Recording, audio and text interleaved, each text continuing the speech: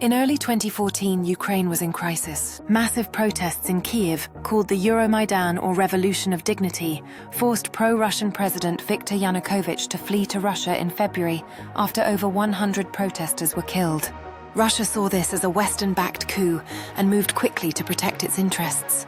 In late February, unmarked Russian troops, later called Little Green Men, seized key facilities in Crimea. On March 16, 2014, Crimea held a hastily organized referendum under Russian military control. Official results claimed over 95% voted to join Russia.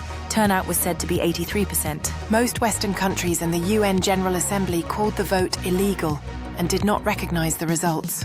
Russia formally annexed Crimea 2 days later on March 18th. To this day, almost the entire world considers Crimea Ukrainian territory under Russian occupation. Almost immediately after the Crimea takeover, armed unrest broke out in the eastern Donbass region, Donetsk and Luhansk provinces, where many ethnic Russians and Russian speakers lived. Pro-Russian protesters seized government buildings. In April 2014, armed groups declared the Donetsk People's Republic and Luhansk People's Republic. Ukraine launched what it called an anti-terrorist operation to regain control. Russia denied direct involvement, but overwhelming evidence, fighters, weapons, artillery fire from across the border, and later regular Russian army units, showed Moscow was heavily backing the separatists. The summer of 2014 saw intense fighting.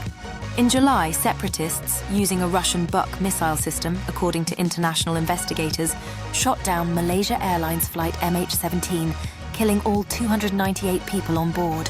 The Minsk agreements brokered by Germany and France established a ceasefire and a 13-point roadmap for peace. The roadmap included withdrawal of foreign forces, constitutional reform in Ukraine, and local elections in the separatist areas. The ceasefire never fully held. Low-intensity trench warfare continued, killing roughly 14,000 people total between 2014 and February 2022. The separatist republics survived only with massive Russian political, financial, and military support. On February 21, 2022, Russia formally recognized the two republics as independent states and 3 days later launched the full-scale invasion of Ukraine.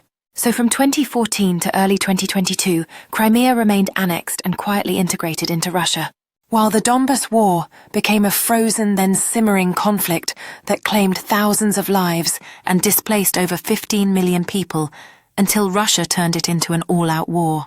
Would swift action in 2014 halt Russia's imperialist motives before they could carry out a full invasion of Ukraine in 2022? Let me know your thoughts.